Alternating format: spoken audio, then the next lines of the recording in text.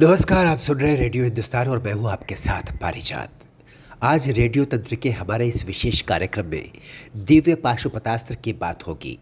भारतीय इतिहास में पाशुपतास्त्र एक ऐसे अस्त्र का नाम है जो अत्यंत विध्वंसक है और जिसके प्रहार से बचना अत्यंत दुष्कर कार्य है।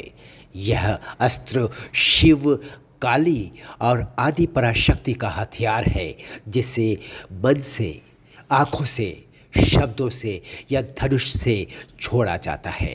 पाशुपतास्त्र की ये विशेषता है कि इस घातक अस्त्र को अपने से कम बली या कम शक्तिशाली योद्धा पर नहीं छोड़ा जाना चाहिए। पाशुपतास्त्र इतना घातक और अमोघ अस्त्र है कि संपूर्ण सृष्टि का विनाश कर सकता है। यह पाशुपतिनाथ जी का अस्त्र है। इन्होंने इसे ब्रह्मांड की सृष्टि से पहले ही घोर तप करके आदि पराशक्ति से प्राप्त किया था। इस अस्त्र से किया गया विनाश दोबारा कभी ठीक नहीं किया जा सकता। महाभारत के युद्ध में भी पाशुपतास्त्र के प्रयोग का वर्णन मिलता है। महाभारत में अर्जुन ने जयद्रथ का वध करने के लिए पाशुपतास्त्र का प्रयोग किया था। अर्जुन ने पाशुपतास्त्र प्राप्त करने के लिए भगवान शिव जी की आराधना की थी। यह महान अस्त्र आज दुनिया से भले ही लुप्त हो गया हो, पर आज भी यह अस्तित्वमान है। इसे मंत्रों से आयोजित किया जाता है, अर्थात मंत्रों के द्वारा इसे आमंत्रित किया जाता है और मंत्रों के माध्यम से ही इसका संधान भी किया जाता है। इसी महान अस्त्र के पूजन हेतु जिस मंत्र का अनुष्ठान होता है वह यहाँ हमारे तंत्र अतिथि श्री अरुण सिंह जी ने प्रस्तुत किया है। आप लोग भी सुनिए और इस दिव्यास्त्र के पूजन के इस मंत्र का हृदय से अभिनंदन कीजिए, स्वागत कीजिए।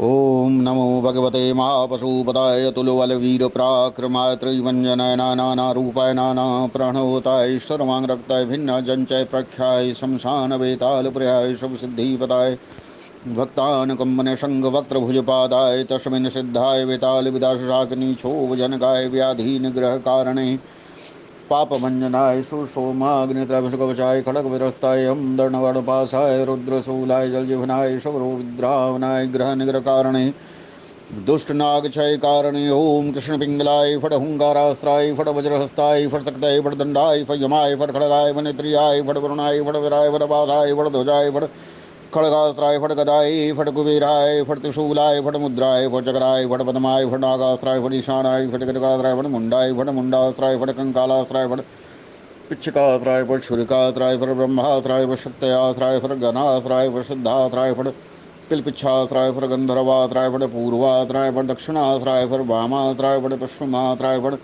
मंत्रास्त्राय फट शाकिन्नस्त्राय फट योगिनस्त्राय फट दंडास्त्राय फट महादंडास्त्राय फट नमोस्त्राय फट शिवास्त्राय विषाणास्त्राय पुरुषास्त्राय फट घोरास्त्राय फट सद्योजातास्त्राय फट हृदयास्त्राय फट महास्त्राय फट गरुडास्त्राय फट राक्षास्त्राय फट दानवास्त्राय फट क्षौंग्नशृंगस्त्राय फट तुष्टस्त्राय फट सर्वास्त्राय फट न पटवः पटपः पटमः पट श्री पट भूपटवः पट स्वः पटमः पट जनः पट तपः पट सत्यं पट स्वलोक पट सर्वपाताल पट सर्वतत्व फट सर्वसत्व फट सर्व प्राण फट सर्व नाड़ी फट सर्व कारक फट सर्व देव फट ह्रीं सिंह फट हुं फट ह्रीं स्वांग फटांग फट अनंत स्वांग फटांग फट प्रज्ञाय फट मायास्त्राय फट कामास्त्राय फट क्षेत्रपालास्त्राय फट हुंकारास्त्राय फट भास्करास्त्राय फट चंद्रास्त्राय फट विघ्नेश्वरास्त्राय फट गौगं फट गं गं फट हों हों फट भ्रामय भ्रामय फट संतापय संतापय फट छादय छादय फट उन्मूलय उन्मूलय फट संतापय फट त्रासय त्रासय फट संजीवय संजीवय फट विद्रावय विद्रावय फट सब दूरतमनाशय नाशय फट।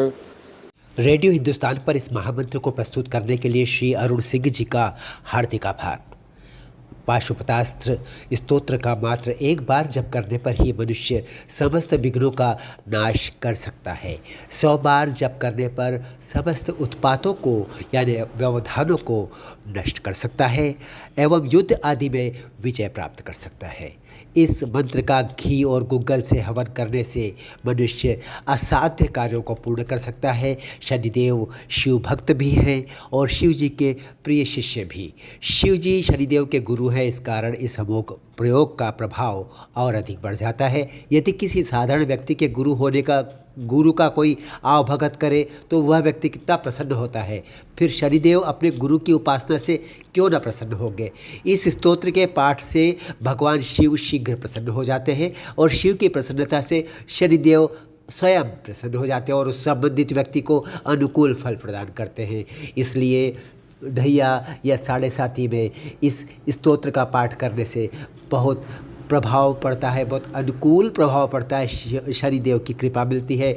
मान लो किसी कन्या के विवाह में विलंब हो रहा है तो इस स्तोत्र के नियमित पाठ से विवाह शीघ्र ही संपन्न हो जाता है, ऐसा कहा जाता है। परंतु हम तो यही कहेंगे कि इस स्तोत्र का पूरे विधि विधान से ही पाठ किया जाना चाहिए और यदि आवश्यक हो तो आप अपने गुरु का आशीर्वाद लेकर इसे प्रारंभ करें, उनके मार्गदर्शन में इसे संचालित करें।